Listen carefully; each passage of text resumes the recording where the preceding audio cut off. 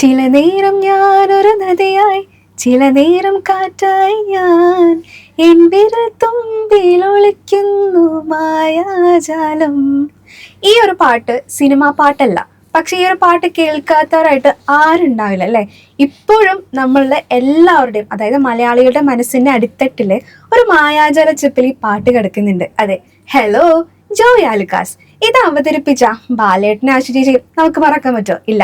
അപ്പൊ ഇന്നത്തെ വട്ടമീശയില് ഒരു സ്പെഷ്യൽ ഗസ്റ്റ് ആയിട്ട് നമ്മുടെ കൂടെ ജോയിൻ ചെയ്യുന്നത് നമ്മുടെ സ്വന്തം ബാലേട്ടനാണ്. പിന്നെ ഇതൊക്കെ മറക്കാൻ പറ്റുമോ? ഞാനും ബാലേട്ടനും തമ്മിലൊരു കണക്ഷൻ ഉണ്ട്. എന്താണാവോ? എന്തായിരിക്കും? അയ്യോ, നമ്മളൊരു ക്യാമ്പിൽ വെച്ചിട്ടല്ലേ ആദ്യമായിട്ട് കാണുന്നത്. അതെ അതെ അതെ, നമ്മൾ തമ്മിൽ ഒരു ആത്മബന്ധമുണ്ട്, ഇങ്ങനെ കണക്ട് ചെയ്യുന്ന ഒരു ആത്മബന്ധം എനിക്ക് എല്ലാവരുമായിട്ടുണ്ട്. നമ്മൾ രണ്ടുപേരും ഇക്കണോമിക്സ് പഠിച്ച ആൾക്കാർ. ശരി, what is economics? Economics is A study of means and ends. Economics is a social science which deals with the human. Economics is a social science which deals with the human wants and their satisfaction. Minimum satisfaction ഒരുപാട് കാര്യങ്ങളുണ്ട് അല്ലേ? നമുക്ക് satisfy ചെയ്യാനായിട്ട് ഇഷ്ടംപോലെ കാര്യങ്ങളുണ്ട്, പക്ഷെ അതിനുള്ള ആവശ്യങ്ങള് വളരെ കുറവാണ്. എനിക്കറിയായിരുന്നു, പക്ഷെ കുറച്ചേരം ടെൻഷൻ കൊണ്ട് പറയാൻ പാടില്ല. പക്ഷെ ഞാൻ എന്താ വെച്ചാൽ ഗ്യാപ്പ് അടച്ചല്ലോ.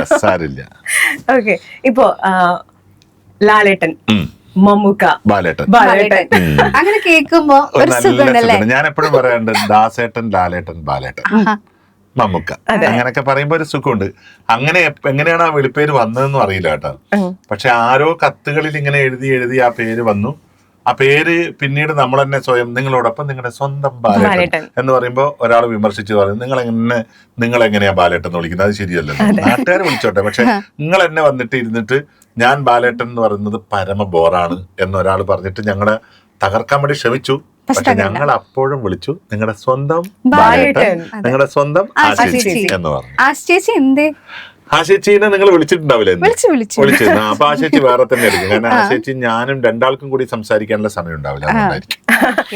15 വർഷം, നീണ്ട 15 വർഷമാണ് നമ്മുടെ ഹലോ ജോയ് ആലുക്കാസ് മാത്രം ഉണ്ടായത്. അപ്പൊ അതൊരു ലോങ് ടേം കമ്മിറ്റ്മെന്റ് ആണ്.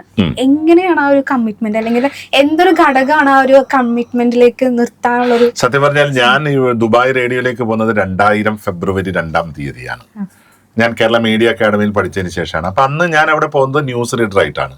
അപ്പോൾ news writing and news reading അതായിരുന്നു നമ്മുടെ ഏറ്റവും വലിയ പാഷൻ. പക്ഷെ അവിടെ പോകുമ്പോൾ അവിടെ സുബൈർ എന്ന് പറയുന്ന ഒരു അവതാരകനാണ് ആശേച്ചിയോടൊപ്പം ഉണ്ടായിരുന്നത്. പക്ഷേ സുബൈർ അകാലത്തിൽ പൊലിഞ്ഞുപോയി. അപ്പോൾ ആശേച്ചിയോടൊപ്പം പ്രോഗ്രാം ചെയ്യാൻ ഒരാൾ വേണം. അപ്പൊ പല ആളുകളെയും അന്ന് പരീക്ഷിച്ചു. ഒടുവിൽ പരീക്ഷണത്തിൽ ഞാനാണ് വിജയിച്ചതെന്ന് എനിക്ക് തോന്നുന്നു. അപ്പൊ ഞാനൊരു താടിയൊക്കെ വെച്ച് നാട്ടിൽ നിന്ന് ആദ്യമായിട്ട് പോകുന്ന ഒരാളാണ്. അപ്പൊ നമ്മളിങ്ങനെ പോയ ഉടനെ തന്നെ നമുക്ക് ആ പ്രോഗ്രാമാണ് കിട്ടുന്നത്. അപ്പൊ 2000 ആരംഭിച്ച പ്രോഗ്രാം ഇപ്പൊ 2025. അപ്പൊ 25 വർഷത്തെ പാരമ്പര്യമുണ്ട് ഈ പ്രോഗ്രാം. സിൽവർ ജൂബിലി ഇയർ എന്ന് വേണമെങ്കിൽ പറയാം. കാരണം ഇപ്പോഴും നമ്മുടെ ഞങ്ങളെയൊക്കെ കുട്ടിക്കാലത്ത് ഓർമ്മകൾ എടുക്കുമ്പോ അതിലൊന്ന് ഹലോ ജോയ് ആലുക്കാസും ബാലേട്ടനും ആശിച്ചേച്ചിയും തന്നെയാണ്. അതെ അതെ, എന്താന്ന് വെച്ചാല് ഇപ്പോഴും അതായത് സ്കൂൾ ടൈമിൽ ഉമ്മി അടുക്കളയിൽ റേഡിയോ വെക്കും, കുക്കിംഗ്, അതിന്റെ ഒപ്പം ഈ ഒരു പരിപാടി, അതിന്റെ ഇടയിൽ കുട്ടികൾ സ്കൂളിൽ പോകാനുള്ള തിരക്കൊക്കെ ഇപ്പോഴും ഓർക്കുമ്പോ ആദ്യം ഇതാണ് മനസ്സിലേക്ക് വരുന്നത്. ശരിക്കും ചില പാട്ടുകളൊക്കെ കേൾക്കുമ്പോ ആദ്യം ഇന്നൊക്കെ പാട്ടുകൾ കേൾക്കുമ്പോ ആദ്യം ഓർമ്മ വരുന്നത് ഇത് എവിടെയോ കേട്ടിട്ടുണ്ടല്ലോ, അന്ന് കുട്ടിക്കാലത്ത് ആ റേഡിയോയിൽ കേട്ടതുപോലെ, അങ്ങനെ ഒരു ഫീൽ ഇല്ലേ ദേജാവുണ്ടോ? അതുപോലെ ഫീൽ ചെയ്യും. ഇപ്പൊ ഒരുപാട്, അതും ഇത്രയും വർഷം 15 വർഷം നീണ്ടു നിൽക്കുന്ന പ്രോഗ്രാം ആയിരുന്നു. ഇത് ഫ്രഷ് ആയിട്ട് ഇത് എങ്ങനെയാ കൊണ്ടുപോയേ? അങ്ങനെ പ്രത്യേകിച്ചിട്ടൊരു മാജിക് ഒന്നുമില്ല. ഇപ്പൊ ഞാൻ ചോദിക്കുന്നു, ഇപ്പൊ നമ്മൾ 3 പേരും സംസാരിക്കുകയാണ്. മെഹറൂൻ നിസയുടെ കയ്യിൽ സ്ക്രിപ്റ്റ് ഇല്ല, രേഷ്മയുടെ കയ്യിൽ സ്ക്രിപ്റ്റ് ഇല്ല, എന്റെ കയ്യിൽ സ്ക്രിപ്റ്റ് ഇല്ല. നമ്മള് ജീവിതത്തിൽ ഇനി 100 വയസ്സ് വരെ ജീവിക്കുമ്പോ 100 വയസ്സ് വരെ സ്ക്രിപ്റ്റും കൊണ്ടാണ് ജീവിക്കുന്നത്. രാവിലെ ശ്രീജയ് നീ എവിടെ, അല്ലെങ്കിൽ സാഗർ നീ എങ്ങോട്ടാണ്? നമ്മൾ അങ്ങനെയല്ലല്ലോ. നമ്മുടെ ജീവിതത്തിൽ ഓരോ വാക്കുകളും അതാത് സന്ദർഭങ്ങൾക്കനുസരിച്ചിട്ട് ഒഴുകി വരികയും നമ്മൾ സംവദിക്കുകയും ചെയ്യുന്നു. ഇതേ ആശയം തന്നെ സ്റ്റുഡിയോയിലും കൂടി നമ്മൾ വർക്ക്ഔട്ട് ചെയ്യുന്നു എന്നുള്ളതാണ്. ഓരോ ദിവസം ഓരോ കത്ത് വരും, ആ കത്ത് നമ്മൾ വായിക്കുന്നു, ആ കത്തിലൊരു ജീവിതം ഉണ്ടാവും അല്ലെ. ഒന്നുകിൽ രേഷ്മയുടെ പഴയകാല പ്രണയത്തെ കുറിച്ചായിരിക്കും ആ ജീവിതം, അല്ലെങ്കിൽ മെറനിസയുടെ ഒരു പഴയകാല ഓർമ്മ, പ്രണയം എന്ന് ഞാൻ പറയുന്നില്ല, കുറച്ച് അപ്പൊ അത് അവരൊരു കത്തായിട്ട് അയക്കുന്നു. ആ കത്ത് നമ്മൾ വായിക്കുന്നു. പ്രിയപ്പെട്ട ബാലേട്ടനും ആശിച്ചിക്കും സ്നേഹപൂർവ്വം നിങ്ങളുടെ സ്വന്തം രേഷ്മ. പണ്ട് ഞാൻ ക്യാമ്പസിൽ പഠിച്ചിരിക്കുന്ന കാലഘട്ടത്തിലാണ് എനിക്കൊരിക്കലും മറക്കാത്തൊരു പ്രണയം എന്നൊക്കെ പറഞ്ഞിട്ട് അങ്ങനെ എഴുതി. അപ്പൊ നമ്മൾക്ക് ആ ഒരു പ്രണയത്തെ ബന്ധിപ്പിക്കാൻ കഴിയുന്ന ചില ഓർമ്മകൾ നമ്മളോടൊപ്പം ഉണ്ടാവും. എൻ്റെ ക്യാമ്പസ് കാലം ഉണ്ടാവും, എൻ്റെ ജീവിതത്തിലേക്ക് കടന്നു വന്നിട്ടുള്ള ഇത്തരം അനുഭവങ്ങളുണ്ട്. അത് നമ്മൾ പങ്കുവയ്ക്കുകയാണ്. അപ്പോൾ അതിനകത്ത് ഒരു കെമിസ്ട്രി ഉണ്ട്. അതാണ് ഏറ്റവും പ്രധാനം എന്ന് പറയുന്നത്. ഇപ്പോൾ ഞാനും ആശേച്ചിയും തമ്മിൽ ഒരുപാട് നല്ല കെമിസ്ട്രികൾ ഉണ്ടെന്ന് വിചാരിക്കുന്ന ആളാണ്. അതായത് പ്രത്യേകിച്ചിട്ട് ഇപ്പോൾ രണ്ടാളും മലബാറിൽ നിന്നാണ്. അപ്പൊ കൾച്ചറലി രണ്ടു പേർക്കും രണ്ട് കാര്യങ്ങൾ അങ്ങോട്ടും ഇങ്ങോട്ടും പറഞ്ഞാൽ പരസ്പരം പറയാനുണ്ടാവും. പിന്നെ ജീവിതത്തിൽ വളരെ നിസ്സാരമായിട്ട് ജീവിതത്തെ കാണുന്ന രണ്ടാളുകളാണ്. ഭയങ്കര സീരിയസ് ആയിട്ട് കണ്ട് ടെൻഷൻ അടിച്ചിട്ട് സ്റ്റുഡിയോയിലേക്ക് വരുന്ന ശീലം പൊതുവെ കുറവാണ്. അപ്പൊ എന്തു വേണമെങ്കിലും അവിടെ പറയാം. പിന്നെ ഞാൻ എന്തു പറഞ്ഞാലും ആശേച്ചിക്ക് അതൊരു ഈഗോ ആയിട്ട് വർക്കൗട്ട് ചെയ്യാറില്ല. ആശേച്ചി എന്നെ പറഞ്ഞാലും എന്നെ സംബന്ധിച്ചിട്ട് അത് വർക്കൗട്ട് ചെയ്യാറില്ല. അപ്പൊ അതുകൊണ്ട് എന്തും പറയാം എന്നുള്ള രീതിയാണ്. പക്ഷെ എന്തും പറയുന്നതിന് പരസ്പരം ഒരു റെസ്പെക്റ്റഡ് ലിമിറ്റേഷൻ വെച്ചിട്ടുമുണ്ട്, മനസ്സിലായില്ലേ? അപ്പൊ അതൊക്കെ കൊണ്ടാണ് ആ പ്രോഗ്രാം അങ്ങനെ പോകുന്നത്. ഓക്കെ.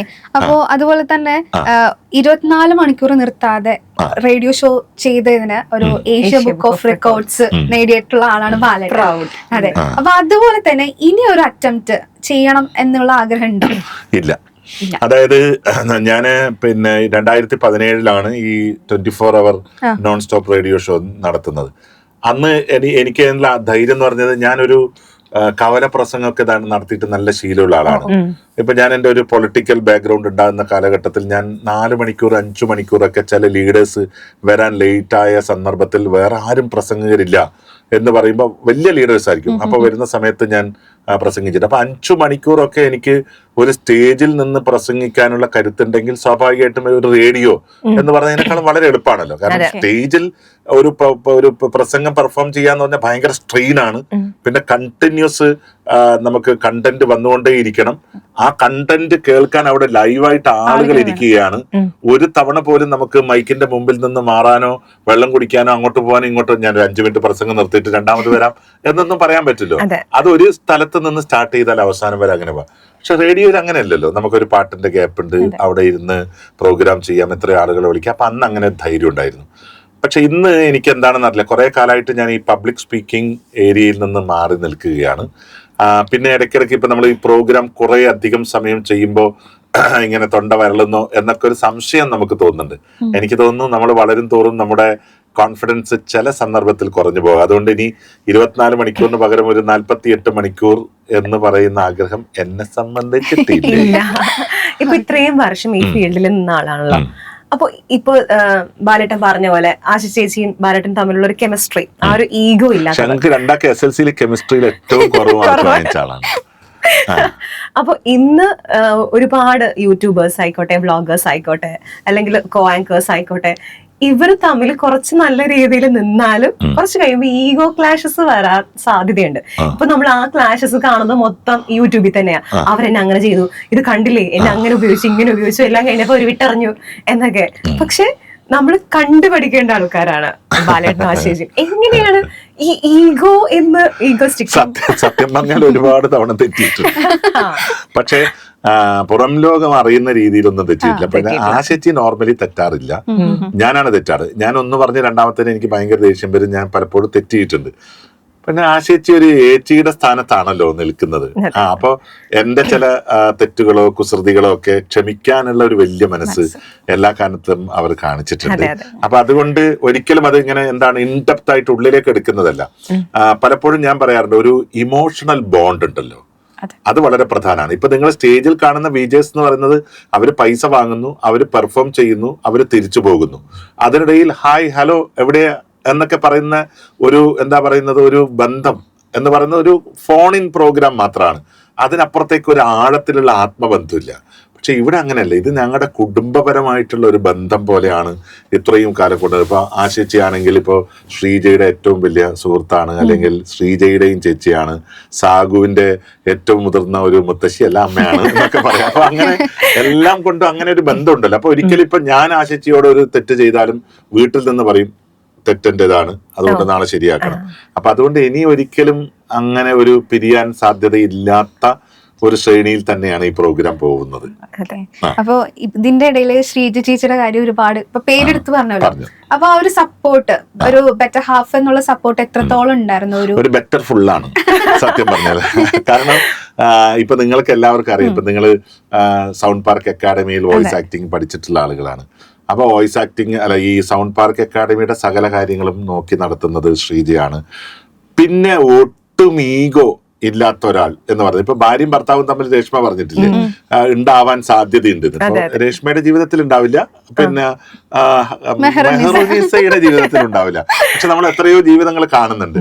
പക്ഷെ അങ്ങനെ ഒരു ഈഗോ ഇല്ല. ഇപ്പൊ ഞാൻ ഒരു വലിയ ഒച്ച വെച്ച് കഴിഞ്ഞാലും ഇയാൾക്ക് നട്ടപ്പിന് എന്താണെന്ന് വിചാരിച്ചിട്ട് പോവാനുള്ള ഒരു വലിയ മനസ്ഥിതി ഉണ്ടല്ലോ, ആ മനസ്ഥിതി ഉണ്ട്. അതുകൊണ്ട് ബെറ്റർ ഹാഫ് അല്ല, ഞാൻ ഒരിക്കൽ കൂടി റിപ്പീറ്റ് ചെയ്യുന്നു, ഇറ്റ്സ് എ ഫുൾ ഹാഫ്. എനിക്കൊരു എന്താ പറയാ ഒരു കാര്യം കൂടി ചോദിക്കാനുണ്ട്. ഇത് ഇത്രയും പറഞ്ഞിട്ടാ, ഇന്നിപ്പോ കമ്മ്യൂണിക്കേഷൻ ഇല്ല എന്ന് പറഞ്ഞിട്ടാണ് പല ദാമ്പത്യ ബന്ധങ്ങളും പിരിയുന്നത്.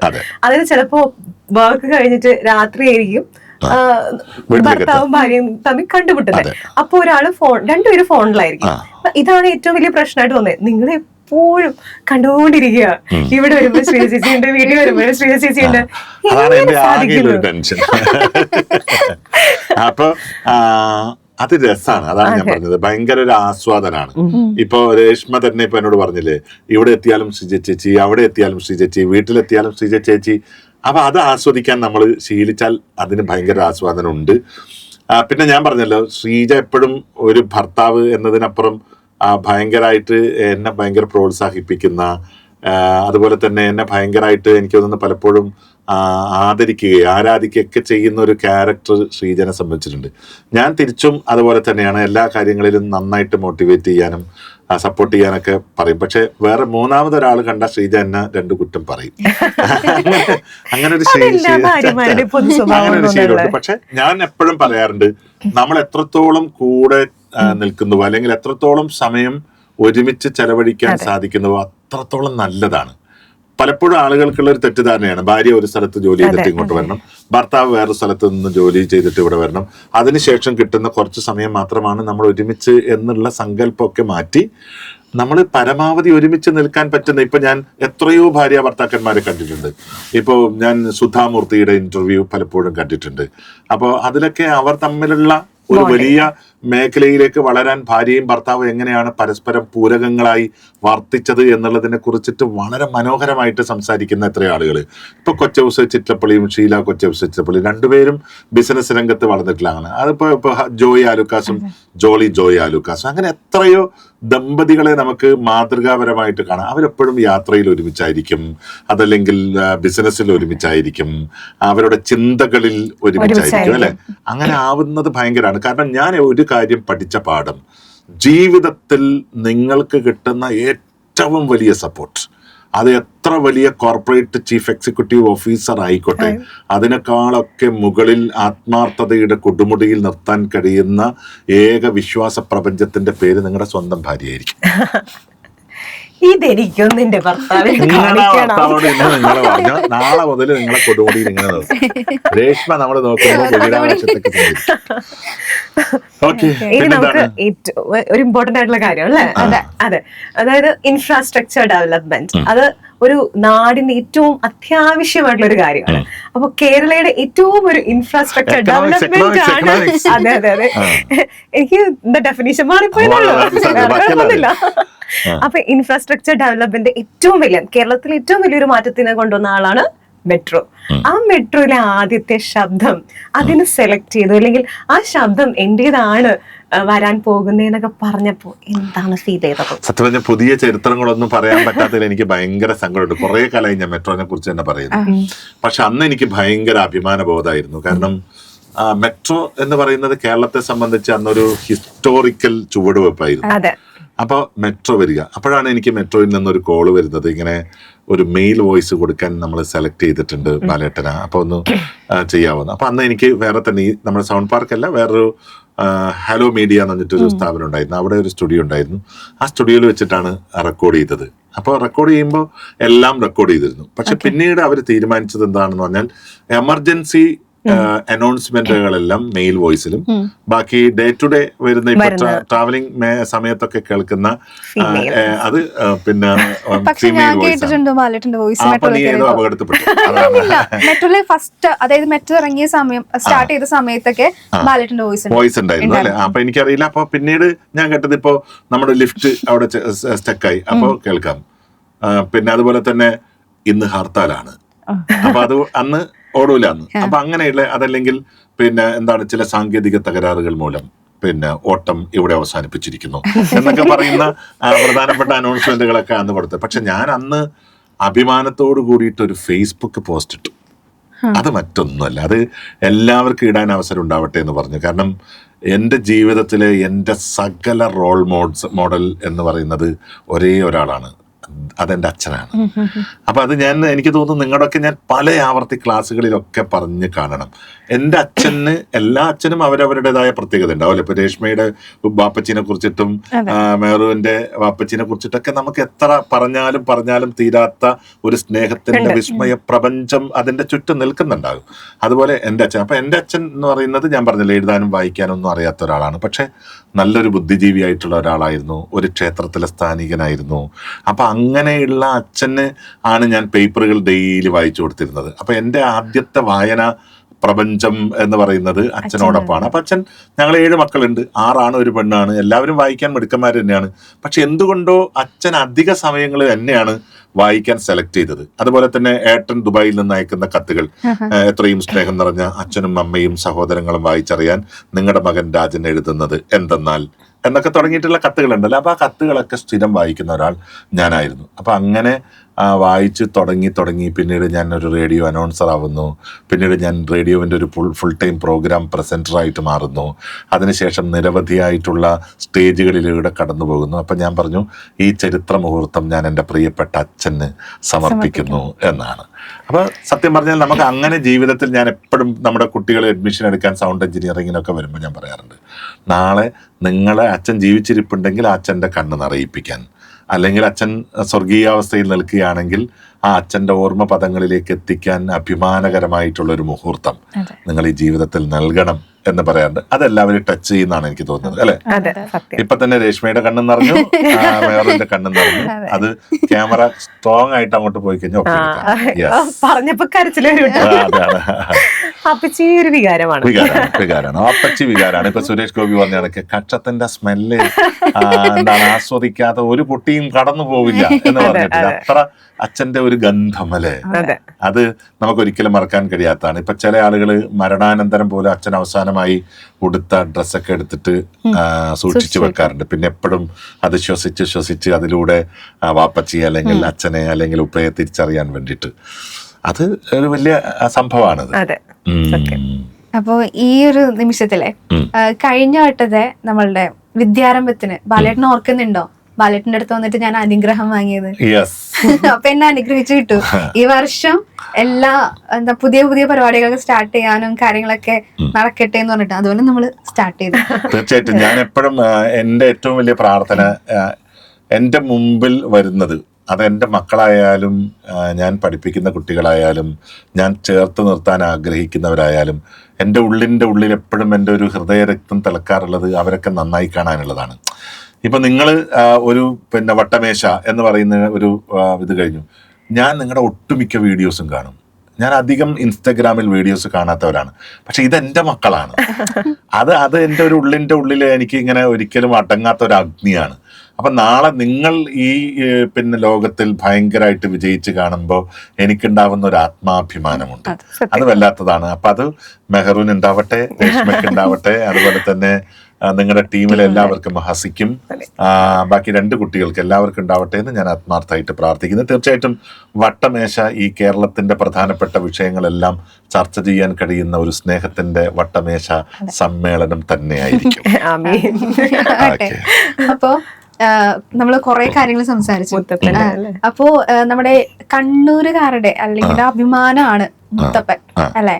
അപ്പൊ ആ മുത്തപ്പനെ നമ്മുടെ എറണാകുളത്തപ്പൻ മുറ്റത്തോട്ട് എത്തിച്ചത് ബാലേട്ടനും കുറച്ച് ആൾക്കാരും കൂടിയിട്ടാണ്. ആ ഒരു തോട്ട് അതെന്തായിരുന്നു? അല്ല, ഞാൻ പറഞ്ഞില്ല, എൻ്റെ ഏറ്റവും പ്രിയപ്പെട്ട ഒരു അഭിനിവേശം അല്ലെങ്കിൽ എൻ്റെ ശരീരത്തിൽ നിൽക്കുന്ന ഒരു ആത്മാംശം എന്ന് പറഞ്ഞ തെയ്യാണ്. അതായത് കളിയാട്ട പന്തലുകളിൽ നിറഞ്ഞു നിന്നൊരു ബാല്യവും കൗമാരവുമാണ് എന്നെ സംബന്ധിച്ചിട്ടുള്ളത്. നമ്മുടെ നാട്ടിൽ പറയാറുണ്ട്, ചെണ്ടയുടെ കൊട്ട് കേൾക്കുന്ന എല്ലാ സ്ഥലത്തേക്കും ഓടിപ്പോകുന്നവനാണ് എന്ന് പല ആളെ കുറിച്ചും പറയാറുണ്ട്. അപ്പൊ തെയ്യം എവിടെയുണ്ടോ അവിടെയാണ് നമ്മുടെ ജീവിതം. അത്രത്തോളം തെയ്യം എനിക്ക് പ്രിയപ്പെട്ടതാണ്, ഇഷ്ടം പോലെ. അതായത് പെൺ തെയ്യങ്ങളുണ്ട്, ആൺ തെയ്യങ്ങളുണ്ട്, അങ്ങനെ ധാരാളം തെയ്യങ്ങളുണ്ട്. അപ്പൊ തെയ്യത്തിന്റെ ഒരു പ്രത്യേകത എന്ന് പറയുന്നത് സംസാരിക്കുന്ന ദൈവമാണ്. അങ്ങനെയാണ് മലബാറുകാർ കാണുന്നത്. അപ്പോൾ നമ്മളിപ്പോൾ നമ്മുടെ ഒരു സങ്കടം പോയിട്ട് നമ്മൾ പറയുന്നത് തെയ്യത്തോടാണ്. അപ്പം തെയ്യം നമ്മളോട് വളരെ മനോഹരമായിട്ട് അതിന് മറുപടി പറയും. അപ്പം നമുക്ക് എപ്പോഴും, നമ്മളിപ്പോൾ എല്ലാ സ്ഥലത്തും പ്രാർത്ഥിക്കുന്നു, ഇപ്പോൾ ഇസ്ലാം ആണെങ്കിലും പിന്നെ ക്രിസ്തവനാണെങ്കിലും ഹിന്ദു ആണെങ്കിലും പ്രാർത്ഥിക്കുന്നു. പക്ഷേ നമുക്ക് നേരിട്ട് അവിടെ നിന്നൊരു പിന്നെ റിയാക്ഷൻ കിട്ടുന്നില്ല. രേഷ്മ ഓക്കെ, ബാക്കി കാര്യങ്ങൾ ഞാൻ റെഡിയാക്കി തരാം എന്ന് നമ്മുടെ ആൻസർ പറയുന്നില്ല. പക്ഷെ മലബാറിലെ തെയ്യങ്ങൾ നമ്മളോട് ആൻസർ പറയും. നിന്റെ ഒപ്പം ഞാനുണ്ട്, നിന്റെ വിഷമം വേണ്ട എന്നൊക്കെ പറയുന്നത്. അപ്പൊ ആ സങ്കല്പം മധ്യ തിരുവിതാംകൂറിലൊന്നും ഇല്ല. അപ്പൊ അതുകൊണ്ടാണ് മധ്യ തിരുവിതാംകൂറിലേക്കും കൂടി ഈ ദൈവിക സങ്കല്പം, തെയ്യ സങ്കല്പം കൊണ്ടുവരണം എന്ന് തീരുമാനിച്ചത്. അങ്ങനെയാണ് മുത്തപ്പൻ ഇവിടെ വരുന്നത്. മുത്തപ്പന്റെ ഒരു പ്രത്യേകത എന്ന് പറയുന്നത് ചതിച്ചവനെ വിശ്വസിക്കില്ല, വിശ്വസിച്ചവനെ ചതിക്കില്ല, പോയവനെ വിളിക്കില്ല, വിളിച്ചവനെ മടക്കില്ല. ഇതാണ് മുത്തപ്പന്റെ ഏറ്റവും വലിയ ആപ്തവാക്യം. അത് ഭയങ്കര സൂപ്പറാണെന്ന് എനിക്ക് തോന്നി. കാരണം ഒരു മനുഷ്യ ജീവിതത്തിൽ നമ്മൾ പാലിക്കേണ്ട ഏറ്റവും പ്രധാനപ്പെട്ട 4 കാര്യങ്ങൾ അല്ലെ. ചതിച്ചവനെ വിശ്വസിക്കേണ്ട, വിശ്വസിച്ചവനെ ചതിക്കേണ്ട, പോയവനെ വിളിക്കേണ്ട, വന്നവനെ മടക്കേണ്ട. യെസ്, അതാണ്. അപ്പൊ അങ്ങനെ ഒരു കോൺസെപ്റ്റ് ഉള്ള ദൈവത്തെ ഇവിടെ കൊണ്ടുവന്ന് ഇവിടുത്തെ ജനങ്ങളുടെയും കൂടി ഭാഗമാക്കുക എന്നുള്ള ഒരു ആഗ്രഹത്തിലാണ് അത് ചെയ്തത്. എന്തായാലും നല്ലൊരു ഇതായിരുന്നു. പക്ഷെ എനിക്ക് പങ്കെടുക്കുന്നുണ്ടായിരുന്നു. പക്ഷെ അന്ന് ഞാൻ ഹോസ്പിറ്റലായിരുന്ന അവസ്ഥയിലായതുകൊണ്ട് ഇനി അടുത്ത പ്രാവശ്യം എന്തായാലും അടിപൊളിയായിട്ട് കണ്ടുമുട്ടാം. ഇനി ഡബിങ്, ഓക്കെ, ഇത്രയും എന്താ പറയാ ഭയങ്കര ശബ്ദമാണ്, കലകാമ്പിരിയുള്ള ശബ്ദമാണ്. എനിക്ക് ചില വെള്ളിയൊക്കെ അപ്പോ ഈ ഡബിങ്ങിന്റെ ഫീൽഡിൽ നമുക്കറിയാം ശോഭി തിലകൻ, അപ്പൊ ഷമ്മി തിലകൻ ഒക്കെ നല്ല വില്ലന്മാർക്കൊക്കെ കൊടുക്കാൻ പറ്റിയൊരു വോയിസ് ആയിട്ട് നമുക്ക് ഫീൽ ചെയ്യും, ഇങ്ങനെ അത്ര ഡെപ്ത് ഉള്ള പോലെ. അപ്പൊ ഞാൻ ഒരിക്കൽ കേട്ടിട്ടുണ്ട് പുലിമുരുകനില് നമ്മുടെ ഡാഡി ഗിരിജയ്ക്ക് വോയിസ് കൊടുക്കാൻ ബാലേട്ടനെയാണ് വിളിച്ചെന്നുള്ളത്. സത്യമാണ്, അതൊരു കളവല്ല. പക്ഷെ ഞാൻ എന്തുകൊണ്ടാണെന്ന് എനിക്ക് ഡബ്ബിങ്ങിനോട് അത്ര വലിയ ഒരു അഭിനിവേശം ഒരിക്കലും തോന്നിയിട്ടില്ല. അല്ലെങ്കിൽ ഞാൻ എത്രയോ പടത്തിൽ ഡബ് ചെയ്യാനുള്ള സാഹചര്യം കൊച്ചിയിൽ ഉണ്ടായിരുന്നു എന്ന് എനിക്ക് തോന്നിയിട്ടുണ്ട്. പുലിമുരുകൻ എന്ന് പറയുന്ന സിനിമയുടെ സംവിധായകൻ വൈശാഖ് സത്യം പറഞ്ഞാൽ എൻ്റെ നാട്ടുകാരനാണ്.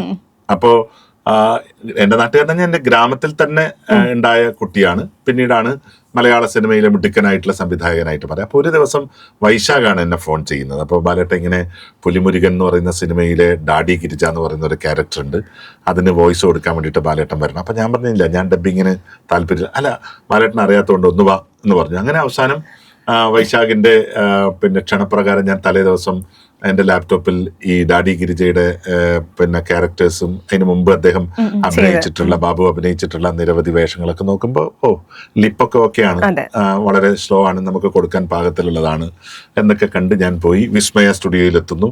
വൈശാഖും ടീം അംഗങ്ങളൊക്കെ അവിടെ ഇരിക്കുന്നുണ്ട്. ഞാൻ നേരെ പോയപ്പോൾ പുലിമുരുകനിൽ ഈ പുതച്ചിട്ട് വരുന്നൊരു സീൻ ഉണ്ടല്ലോ, ഒരു കമ്പിളി പുതപ്പ് വെച്ചിട്ട്, അപ്പൊ വന്നിട്ട് ഇങ്ങനെ മുരുകനെ കണ്ടേ പറ്റൂ എന്നൊക്കെ പറയുന്ന ഡയലോഗുണ്ട്. അപ്പൊ അതൊക്കെ ഞാൻ ഗംഭീരമായിട്ട് 10-45 മിനിറ്റ് ചെയ്തു. പക്ഷെ പിന്നീട് അദ്ദേഹത്തിന്റെ കുട്ടിക്കാലം വന്നു. പക്ഷെ കുട്ടിക്കാലം ഞാൻ നോക്കുമ്പോൾ വീണ്ടും ഷാർപ്പാണ് വോയിസ്, ഭയങ്കര മാടത്തിലേക്ക് പോകുന്നു. അപ്പൊ അങ്ങനെ വരുമ്പോ എനിക്ക് എന്തുകൊണ്ടോ എന്നറിയില്ല, എനിക്ക് ചെയ്യാൻ പറ്റുന്നില്ല എന്നുള്ളൊരു തോന്നൽ വന്നു.